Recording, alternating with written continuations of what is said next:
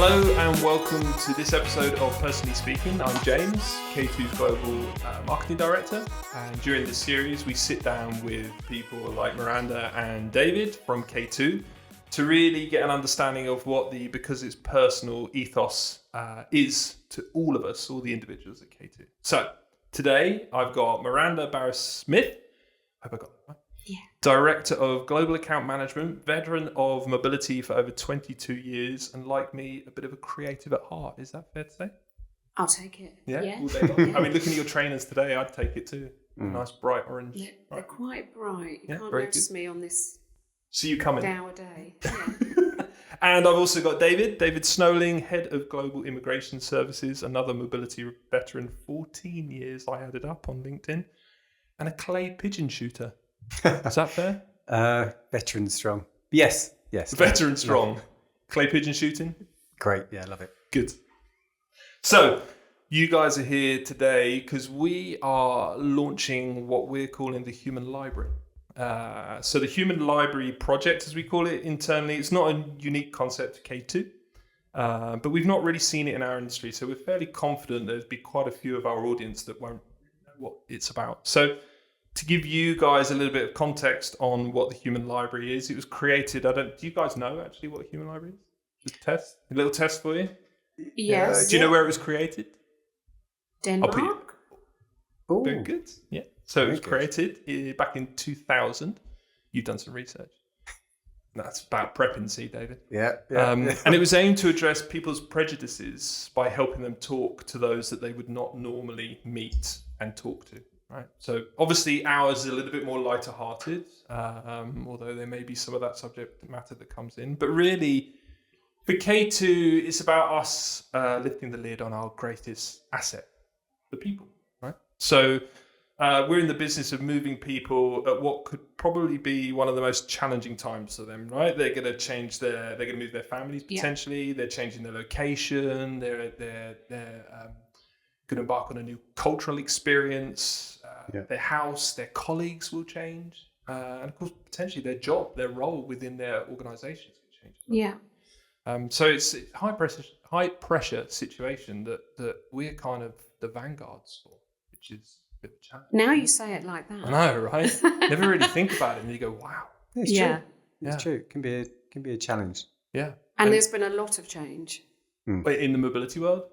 Yeah. Give me always. So first question, give me an example. Well, I think just, generally there's a different frequency of moving people, say 5 years, 10 years before. Now it's the nature of why people move has completely changed. Yeah. So, And do you think generationally, like people's expectation of a relocation has, maybe not generationally, but like people's expectation of society has changed, therefore their expectation of relocation has changed as well? yeah, and I think generationally there are younger people coming up that want to go and work in other parts of the world. Get that cultural experience. Yeah, and recognise that, it doesn't need to be a family that's moving for 2 years. They might want to go on a shorter term assignment, and therefore the business needs to lean into that and be able to support that. And so we're seeing more clients come to us and just say, we have a suite of policies that may not be fit for why people are moving anymore. So again, to being this kind of vanguard, it's important that we support our clients and really listen to why they're moving, what are those drivers, but recognising it's really important that we support their people first. Yeah, that's really important. I'd say, like you said at the beginning, like we really have to remember that whilst we're in business and we deal with the organisation at the beginning, and certainly in your world, David, within immigration, and we'll get on to talking about the detail of that. But when immigration, as an example, can sometimes be quite binary, right? It's like there's a process we have to follow. There's regulations, rules in different countries, so on and so forth. But actually, remembering at the heart of it that there's a human, there's a family, there's whatever it may be. And a lot of emotion, anxiety, expectation, thrill, like all of those emotions, right? All at once sometimes. Yeah, it's. I mean, firstly on the mobility side, I think the landscape has changed massively over the past 15 years, hugely. and a lot of program change. But from an immigration perspective, it can be quite template, if you like, but actually it's very challenging and quite complex. So in some scenarios it can be, this is a situation that's an absolute scenario that's straightforward, takes no time. We can achieve point A that. to B. Yeah, tick absolutely. Box, done. Yeah. Criteria, qualify, it's all there. But actually there's a lot of challenges, people remaining in country, there's certain scenarios where people need to exit countries, which can be more of a challenge, or, retaining people in country, and if you're a foreign national, that's not always easy.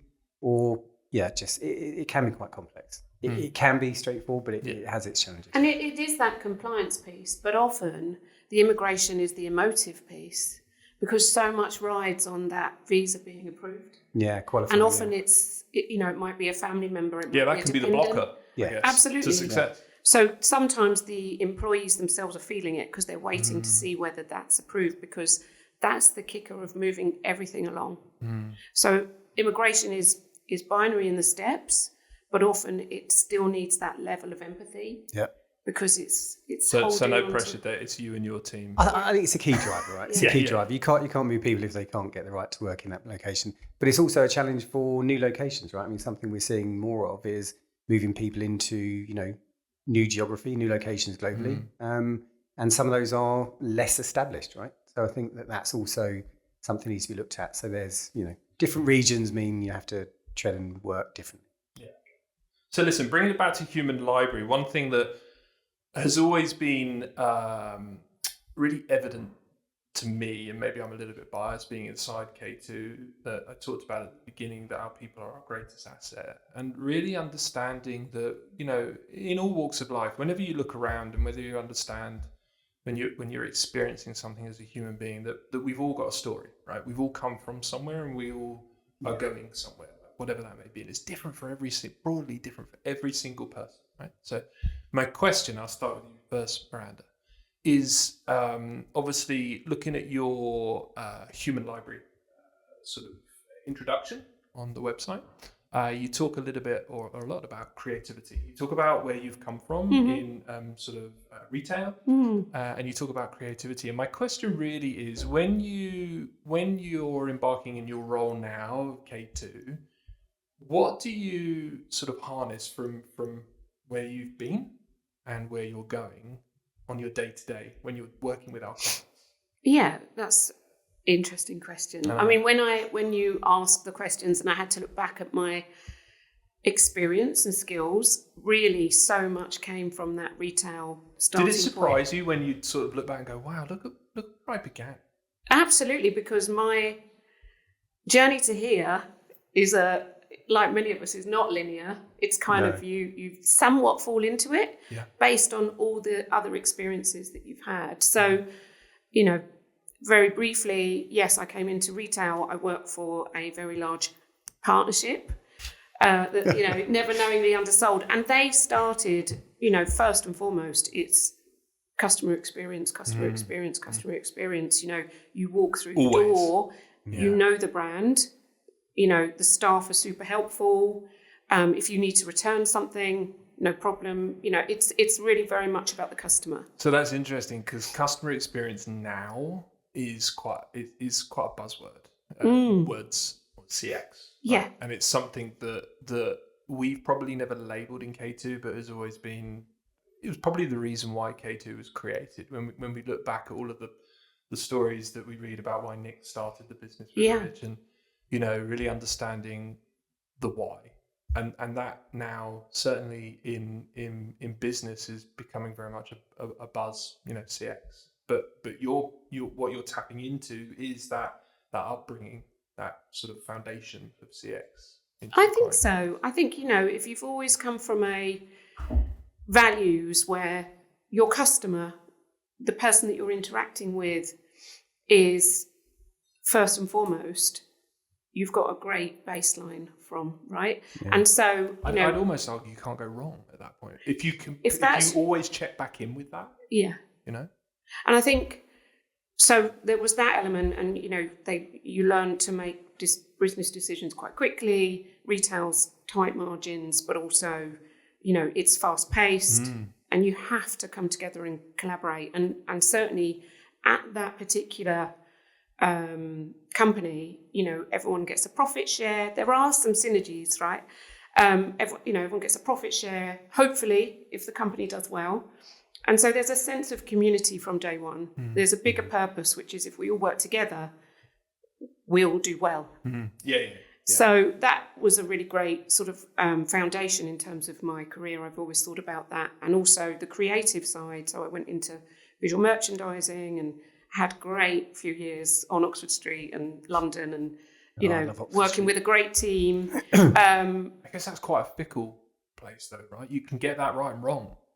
Yes. So that adds that pressure to really think about your audience, think about what's the expectation of me and my creative team, and therefore how am I going to get this bit right?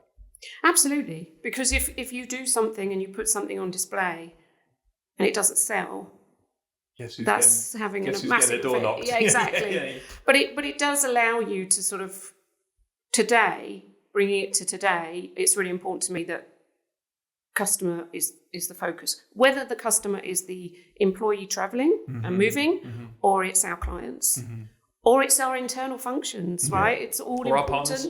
Absolutely, Yep. It's absolutely, and it's that kind of starting from there and then going, okay, staying customer focused business.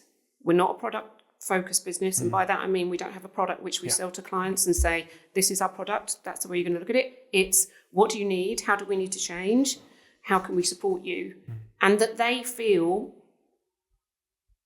that K2 culture. So we're shaping a solution for them. Yes. We're not just pulling it off the shelf. Yeah, good Absolutely way to put it. not. Yeah. And actually that brings me really nicely into what it is that you and your team do, David. It's like we've got a plan.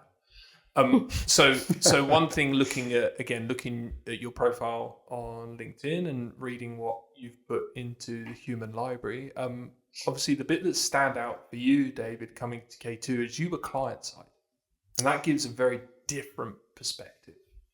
And so my question to you is, again, using your experience being client side, so really understanding when we're working with our clients now, what it means to them to have a great experience and what it means to them, clear communication, transparency, speed, blah, blah, blah, all those wonderful things that we do at K2 it's just natural to us. Yeah. You've got a slightly different perspective there's a lot of people that are client side at K2, but your perspective is slightly different. Yeah. Yes.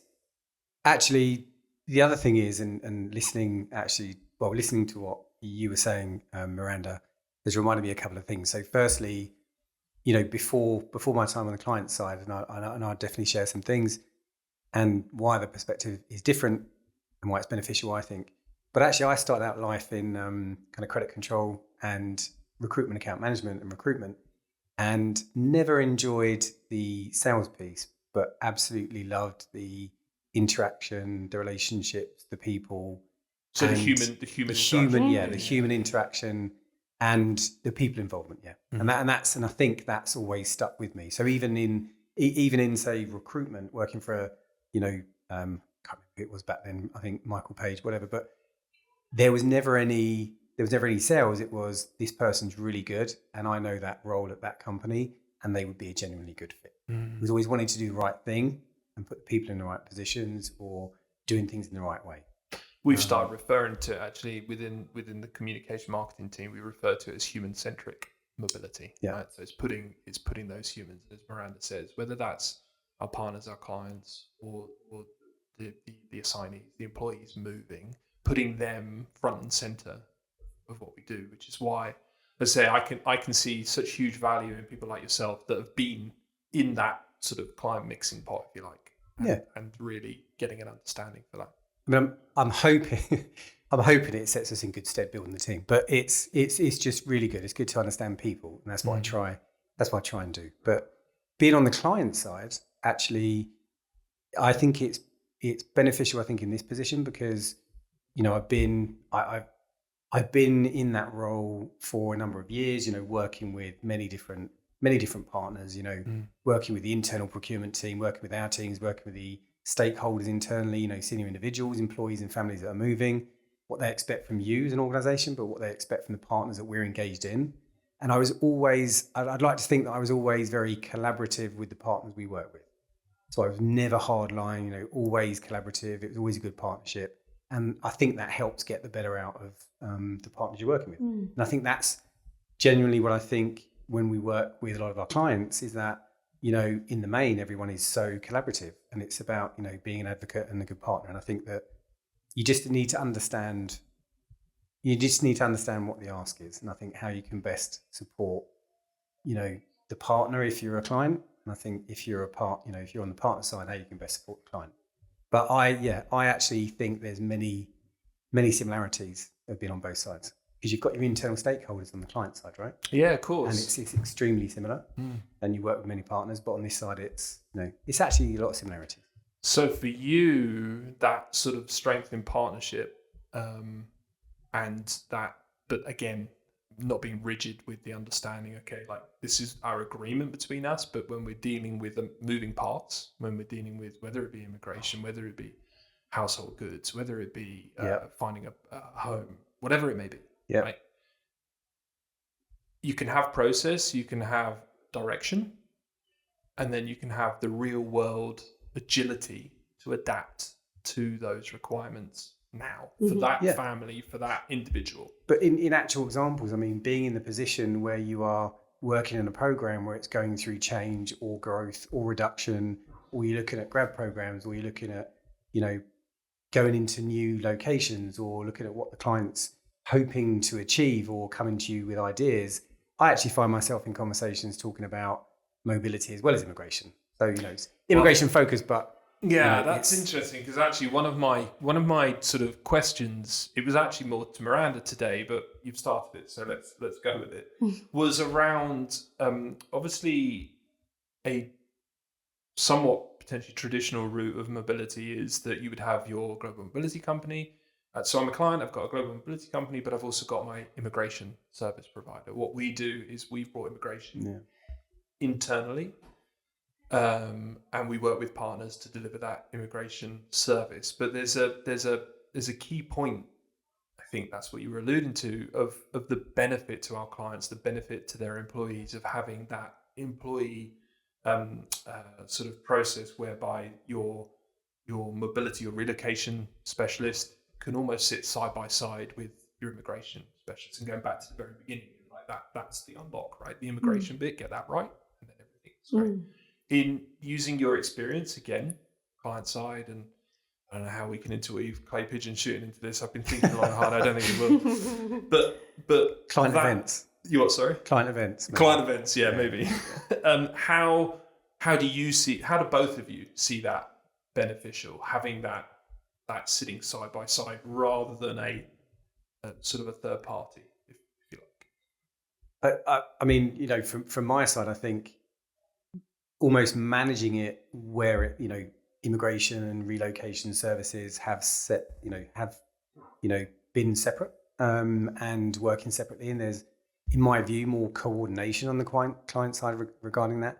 But also, I think, look, if immigration is included within relo services and all of the services that encompasses, the touch points are less. You have improved coordination. It's in the one location. It really should be more simplistic and efficient. Just to jump in quick, touch points are less. Yeah. I remember speaking to a client a while ago, met at an event, we weren't clay pigeon shooting. And he says, global mobility, let me ask you this question. When I moved from London to, I think he was moving to Amsterdam. Right. Why did I have to send all of my information twice? And I'm like, can't answer that question. But I'm assuming that's what you're talking about when you're talking about touch points, that there's little things like that you only have to send information once, which helps. And I think it's the team. I mean, the teams, you're talking about the teams working together. The teams are, well versed on working across immigration, across the reload services, the client services, account management, to make sure that it is more efficient for the employee, for the client. And we're accessing the same systems internally, right? And that's the same systems that the clients can access. And we're all in the same, place. If someone's moving from one location to another internationally, of course, then the teams are then working together. But it's K2 and different services. It's not K2 and then handing off to an external firm to do X, Y, and Z differently. So I think it should be, and I think in the main it is, more efficient, less touch points, better coordination and visibility. So less people to go to get the overall information. You need all the updates, right? So a relocation can take from start to finish 6 weeks. It can take 6 months, right? Depending on who, where, what, how that's happening, what the timeline is. Can it ever take 6 days? Maybe if you're going on a business trip. Yeah, right. But yeah, I mean, I think more broadly, yes, we talk about immigration and mobility, but equally, traditionally, you would have an individual going on assignment and they get their assignment letter and it says, you're going to be contacted by K2, who's going to look after this element. You're going to be contacted by our tax provider that's going to talk to you straight this. away it's like, wow, I've got to deal with 2, 3, 4, sometimes 5 5 people. Yeah. 5. And of course, one of the things that my assumption has always been our involvement is to make sure that that person that's moving can remain operationally focused, doing their job at hand. So they're not trying to do their job and manage their pending relocation, whether it's in 6 weeks or 6 months. So what I'm getting from that is that our clients potentially will get a letter that says, you'll be contacted by K2. Yeah.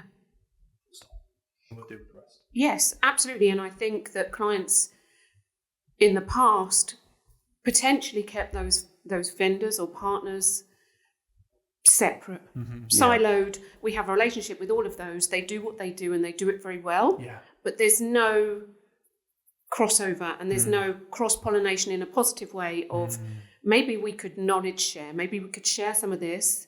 And now we're seeing that our clients alongside us, we're saying, how can we provide efficiencies? We can do these elements in-house, but also those parts, whether it's tax, what can, connect us to make that ecosystem that how can we work together as one team, all of us same aim, to make your individual get there as quickly as they need to, with everything they need to, and that we've done it in a compliant way.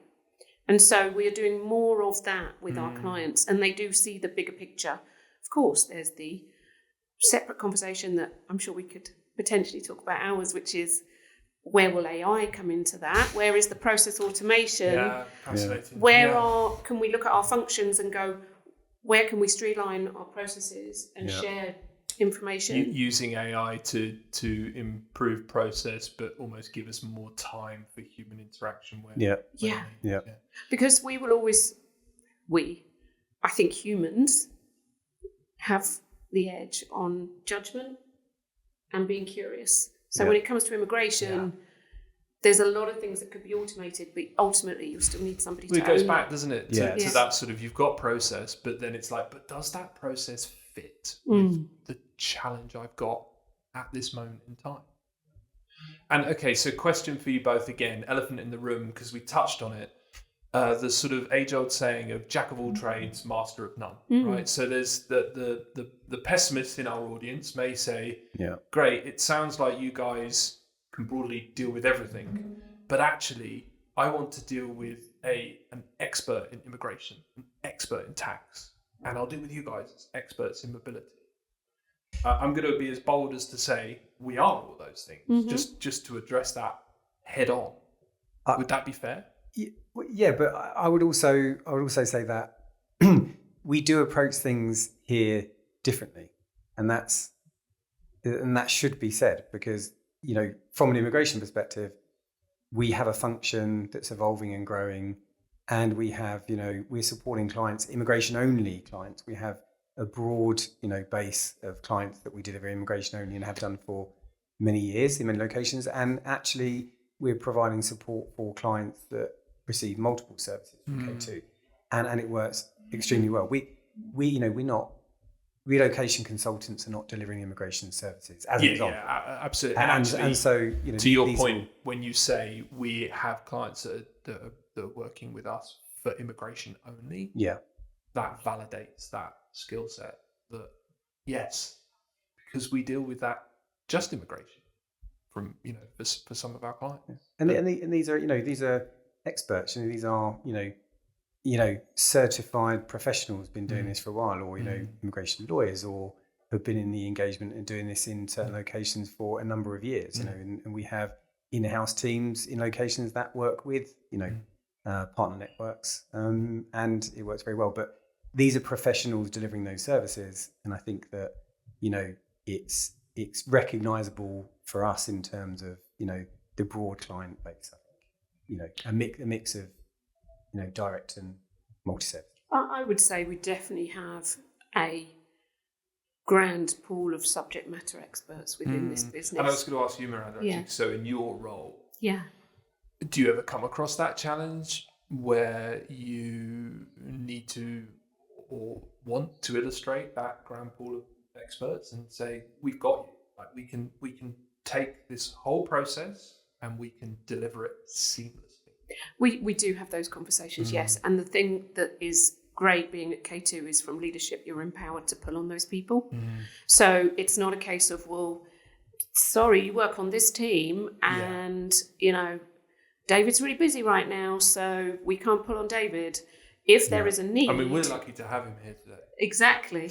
We've had to jump through hoops to get David here today. But there is It's 10 o'clock at night. It's the only time we could get him. There is that ability to be able to, whether it's me calling, you know, Phil in the US and saying, look, we've got a client that really wants to talk about this. Can you support? Absolutely. When I know exactly the right person, and we will be able to have those conversations and work with our clients. And, you know, I think there's a huge pool of talent with skills and experience, but also there's huge, lovely vibrancy and differences within K2 Globally. Yeah, absolutely. Because that and the collaboration is huge. It's I cool. think Yeah. people And the get only thing that I ever feel sometimes feels like it only a small amount gets in the way is those time zones. Yes. You know, like if you're jumping on a call with the guys in the US or something, it's 8, 9, 10 o'clock at night, whatever. Like that's the only thing that it feels like. Technology doesn't get in the way. Appetite to do it doesn't get in the way. Time zone is the only thing, and we overcome that, right?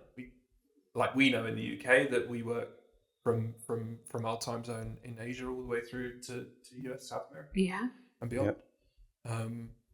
But that's the only. So picking up on that global element as well is really important. Yeah, we absolutely are big enough to have the support network, but a size that pretty much we all know enough about each other, you know, to be able to be dangerous and say, I think I know somebody that I can call upon. Enough to be dangerous. That should be our new tagline. Yeah. It's very true, though. But, you know, and say, I don't know, Richard Noons in South Africa or Paul in Singapore, and say, look, this might be something we could have a discussion about, and do you think we could do this? And absolutely, you know, from the top down, from board level down, you know, if we need to do something, and perhaps we don't have it today, that doesn't mean we can't create something. And then bringing in, again, that back to the human library, that whole piece around your sort of foundation where, you know, that client experience,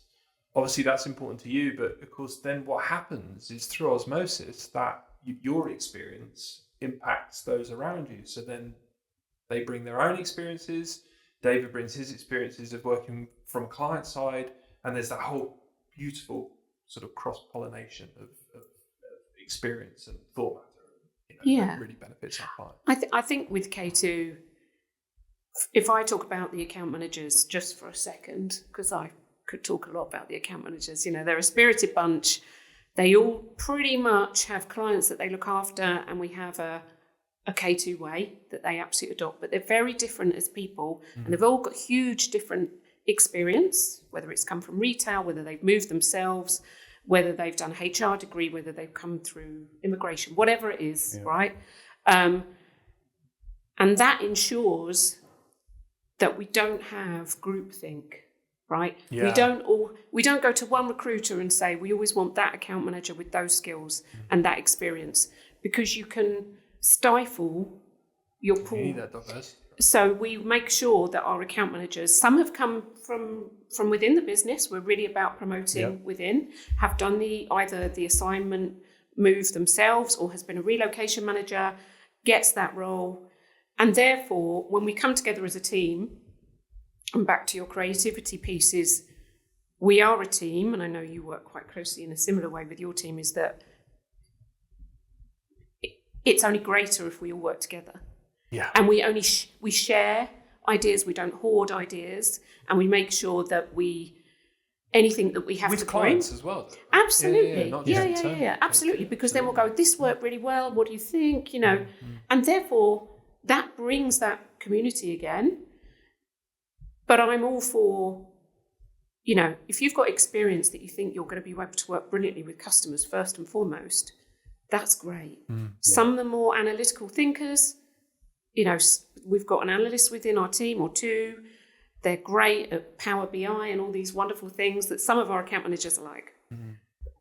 I can go into a client, talk for hours about your mobility thing, and I can come up with ideas, and we can take it back to these people. And that's where we lean in. Yeah, and I think that was the sort of the concept behind our human library, the K2 human library, aside from where it began, is we really wanted to go to our audience, to our current clients, to our prospective clients, to our partners, to other K2 people, and really shine a light on the fact that we're all human beings, right? And we've all got a journey, and we've got this really cool thing on the human library. At the bottom of each page, I think we call it visual talking points, right? And it's just some photographs of stuff that creates curiosity, that creates a conversation. And really what we wanted to do from it is have an audience that feels like they can connect with K2 in a different way. So it transcends the commercial arrangements, right? Because absolutely we can have this sort of commercial agreement between us and a client, but it's human beings that are working with one another. And I know that when I look back, even in the last 12, 18 months, when we look at our net promoter score of 80 and world-class customer service, that comes from people wanting to be here and people really tapping into their own experiences. And I think that's what we're trying to do. We're trying to connect with human beings. And I think, hopefully it works. I think it's a great idea. I think the human library could grow hugely because the amount of... our vision is to have everybody on it. How cool would that be? It is kind of a bit of a collective being here, I think. People. I can honestly say I haven't worked with a group of people, and this is across the board, but with a group of people that have the kind of knowledge and experience and skill sets that they do working under the same roof. And that sounds, that sounds a bit odd, but actually, if you think about the business we're in and the experience everyone brings, I think it's a great collective. I think it works really well. And I think that's what one of the true values I think K2 is. I think one of the things when we changed as a business back in the whole 2020, where a lot of people had to clearly work from home, you got to see your colleagues and peers on a completely different level. Yeah, right. Suddenly you were in their houses, in their home, and you were like, oh, that's a really interesting picture behind there, or oh yeah, this is a trophy that I got. Everyone up their game at that point. For like everyone up their game. Bronwyn with her archery. You got to have much more deeper conversations with people. How many of our conversations, David, do you always comment about my backdrop? that's what I'm talking about. And I've been there too. I think it's everyone did, right. I think everyone was very aware. I think breaking it down. I think probably where you were going with it. Everyone was kind of aware. That's your. There is space. Another side. Yeah. It gave it a different lens of suddenly they weren't just your colleagues, and there've always been more than colleagues at K2, but you did suddenly get a little window, literally, into their world, and it then grew from that because people were then sort of saying, how's your day? Oh, it's okay, and people were a little bit more vulnerable than perhaps they had been in the past. Yeah. And then now, we all sort of come in, and when I have team meetings, a lot of the time it's talking about them and their lives and what's going on in their lives, because you can then share and also connect, as you say. And that's so important.